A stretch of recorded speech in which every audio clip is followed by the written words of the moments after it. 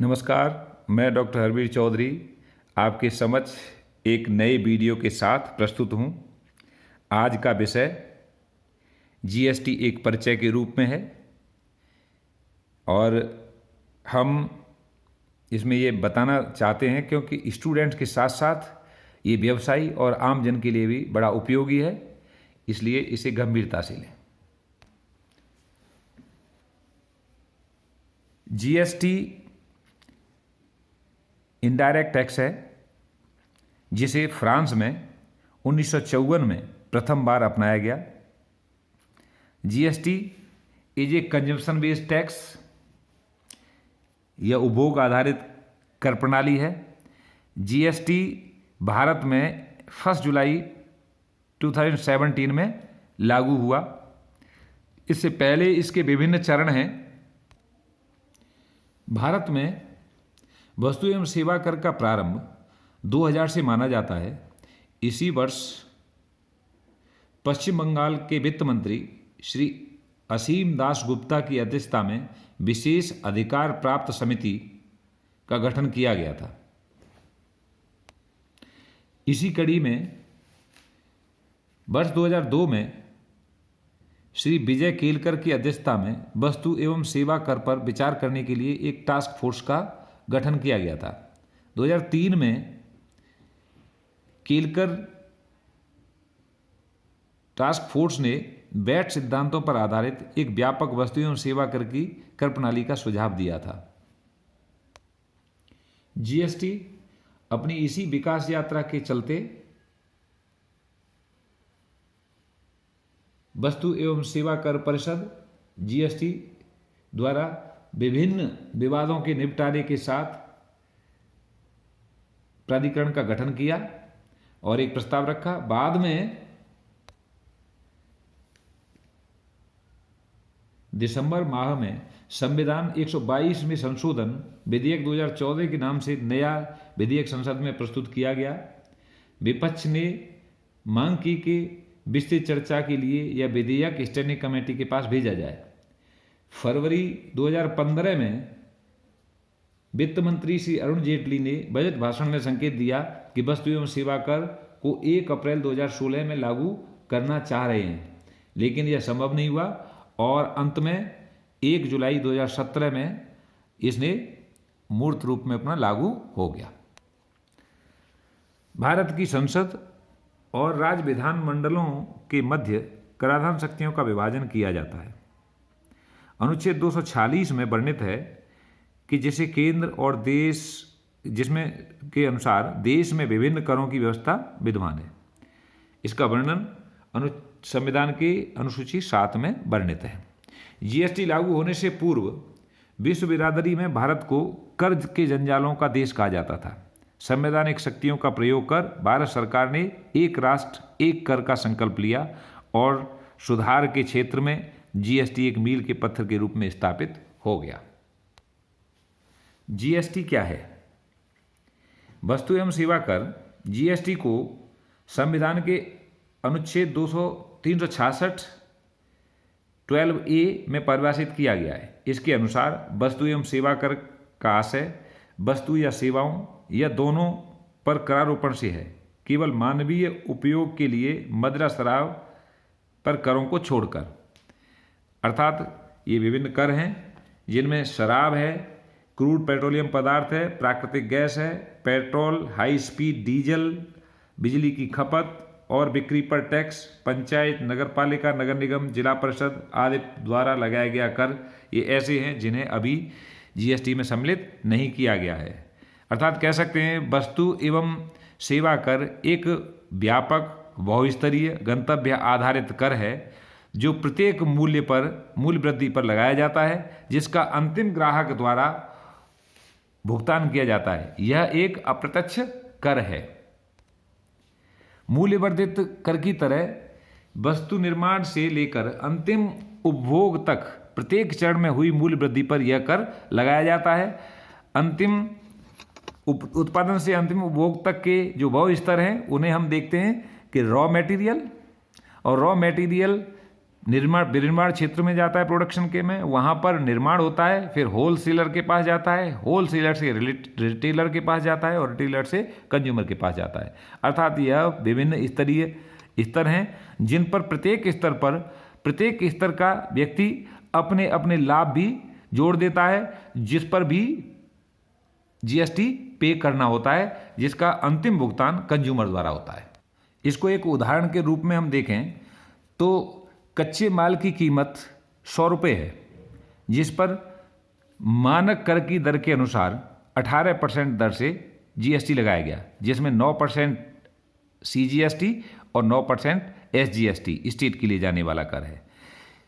विनिर्माण क्षेत्र के निर्माता के स्तर पर जब जाता है तो कच्चे माल की कीमत और अपना लाभ जोड़ देता है, जिसकी कीमत 150 रुपये हो जाती है, जिस पर जीएसटी 18% से 27 रुपये होता है, जिसमें इनपुट टैक्स, ये 18 इनपुट टैक्स है जो पहले लगाया जा चुका है। यदि ये पे करता है तो इसे पुनः पे नहीं करना पड़ता, इसमें से ये घटा दिया जाता है और इसका जो पेबल टैक्स है वो 9 रुपीज़ है। ये कुल टैक्स इसका 27 रुपये हो जाता है। थोक विक्रेता पर जब पहुंचता है वो अपना लाभ जोड़ देता है 30 रुपये, जिसे 180 रुपये कर देता है और 180 पर 18% टैक्स की रेट से 32.40 रुपीज़ होता है, जिसमें 27 रुपये इनपुट टैक्स है। और अगर 27 रुपये अगर इनपुट टैक्स हम घटा दें तो 32 रुपये 40 पैसे 5 रुपये 40 पैसे बनता है। वहीं ये अगले चरण पर जब हम जाते हैं अगले स्तर पर, तो फुटकर विक्रेता के स्तर पर जाके इसकी कीमत 200 रुपये हो जाती है, जिसे वो ग्राहक को देता है। तो ये 200 रुपये पर 18% टैक्स लगा के 36 टैक्स बनता है। और ये जीएसटी जो 36 है, इसमें इनपुट टैक्स 32.40 है, इसे घटाकर 3.60 इसे टैक्स पे करना पड़ता है।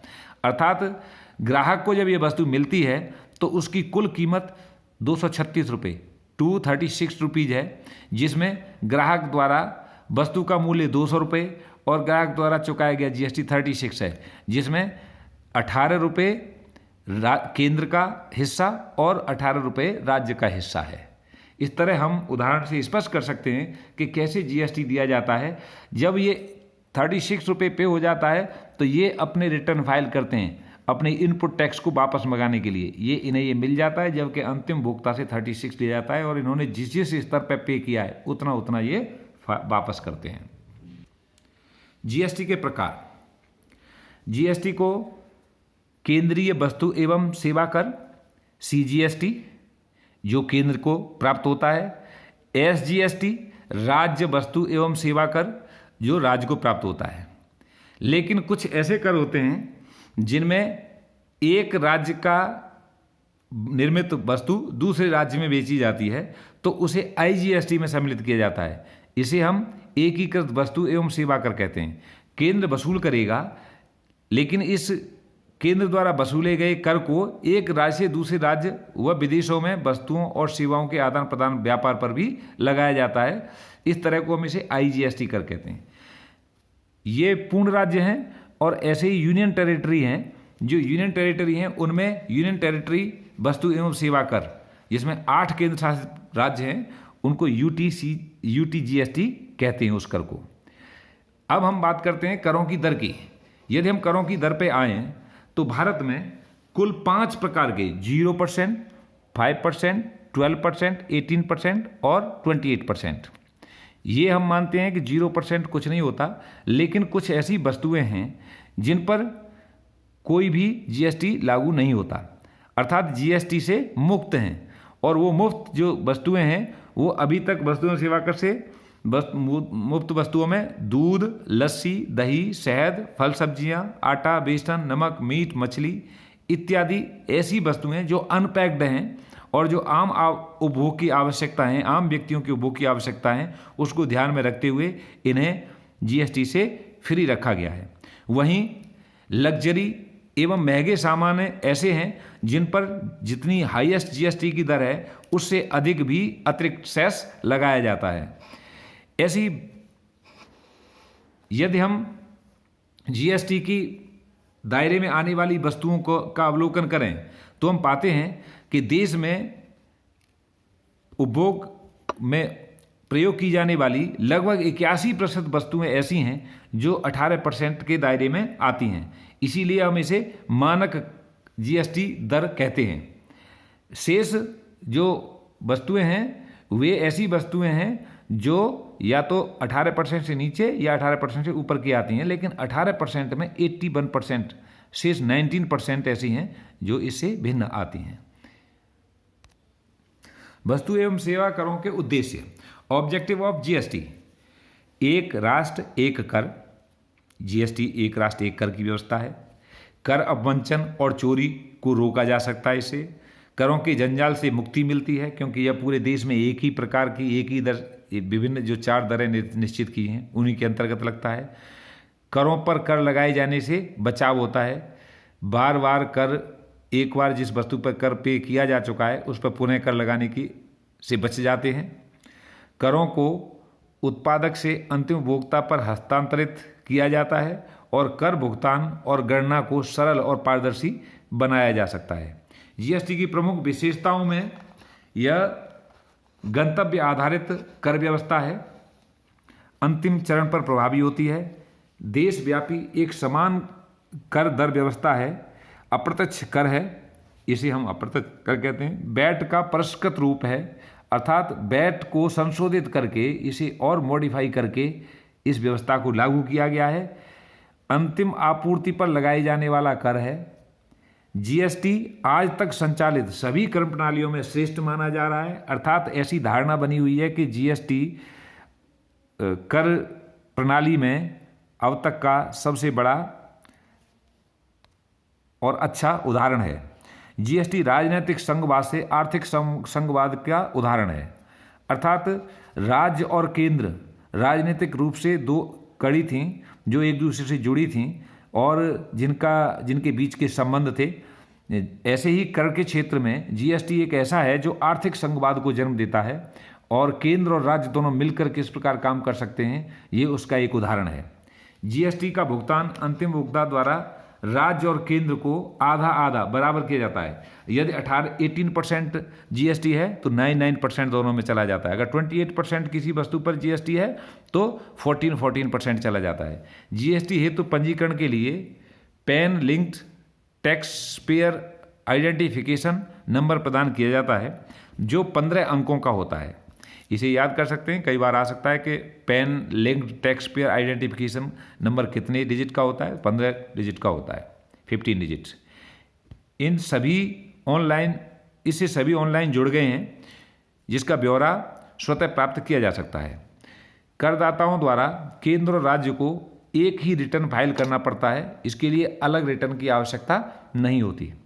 जीएसटी व्यवस्था में भारत एक एकीकृत बाजार के रूप में परिवर्तित हो गया है, अर्थात ये एक, क्योंकि सभी पूरे संपूर्ण देश में एक ही कर है तो उससे कहीं कर भिन्नता नहीं है, तो ऐसा समझा जाता है कि जैसे एक पूरा बाजार बन चुका है। दुनिया में 160 देशों में जीएसटी लागू किया जा चुका है, जिसमें यूएन के 193 सदस्यों में से शेष 41 ऐसे देश हैं जिन्होंने अभी भी जीएसटी अपने यहाँ लागू नहीं किया है। 193 में से 152 देश हैं जिन्होंने जीएसटी लागू किया है और जिनमें 8 ऐसे देश हैं जो यूएन के सदस्य देश नहीं हैं। अंतर्राष्ट्रीय स्तर की कर प्रणाली है। अभी आज हम इस लेक्चर में इतना ही लेंगे और शेष लेक्चर में एक नया लेक्चर जब हम बनाएंगे तो उसमें हम विभिन्न देशों में जीएसटी की दर, उसके लाभ, उसके हानि, इनको शामिल करेंगे, क्योंकि ये एक बड़ा वीडियो बन रहा है, इससे हम ज़्यादा इसे नहीं बढ़ा सकते।